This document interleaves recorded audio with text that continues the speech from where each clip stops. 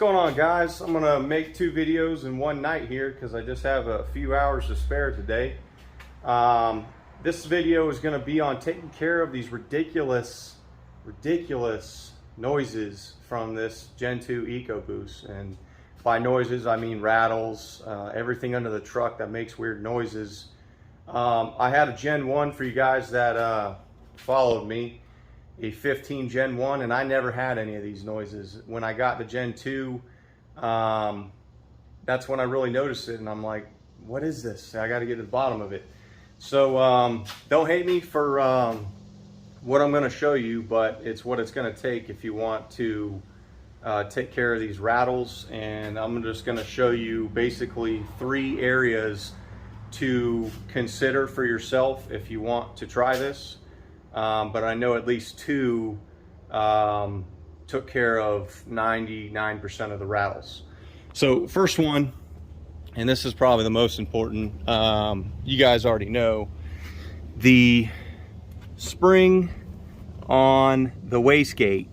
So I didn't believe that was an actual thing. I thought that was kind of ridiculous, and I saw some pictures and people swear by it. But I didn't believe it was an actual thing, because on my Gen 1, as soon as it started up, it took care of itself, and I never encountered this. But we're on a Gen 2, and it's a different system. It's controlled by computers now, so it's not mechanically controlled, and that's where the slop comes in. So one day I just got down there, and I started the truck while I was under it, and sure enough, you can put your fingers on the wastegate arm and the rattles go away. So that, you know, and this is a 19, I had like a 21 or a 22 next to me, and the dude started it up, and I said, damn, that thing does the same rattle as my truck, and it sounded even worse. And I know the cam phasers, you know, that's a quick, like 1 second rattle as soon as you start the truck. This is like you know, at least 15 seconds or so before you actually watch that wastegate plunger go in and out and tighten up. So there's a few people on there that put the springs going from this point, the wastegate connection there, back this way to somewhere over here. I decided to go out to this metal line right here because I wanted the tension coming this way, not that way. If you look at how the arm is, the tension coming this way would keep the wastegate closed like that. To me, a lot better, and it was night and day. As soon as I did this, I was like, wow, I am so surprised that that fixed that issue. It was just ridiculous on these trucks when you started up that rattling noise. So the springs are number 1. I would do that first, and then number 2, oh, we're gonna get under here. Number 2 is right here on your transmission. I'm gonna show you a picture. There is some heat shielding that goes around. You can't see it on mine now because it's removed, but I'll show you a picture. Look on your transmission. You have to remove a few bolts, but it goes all the way around the pan, and surprisingly it seemed to be fastened good, and by good, everything was tight. It didn't appear to be flopping in the wind. And this was more on the higher end, like right before, if you're driving slow with your windows down, and right before it shifts, you'll hear a and that, you know, that was getting to me bad. It was more so on the higher RPM, right before it shifts, you hear that rattle, and then as soon as it shifts, the rattle goes away. That was what I did first, and it took that away. Surprisingly, it's the heat shielding, and that's why I say don't hate me for saying this, because you never really want to remove heat shielding. It's there for a reason. I agree on that. but that heat shielding wasn't doing shit on the transmission. So that brings me to number 3. And by number 3, you see right there is the rest of the heat shielding, which is around the downpipes.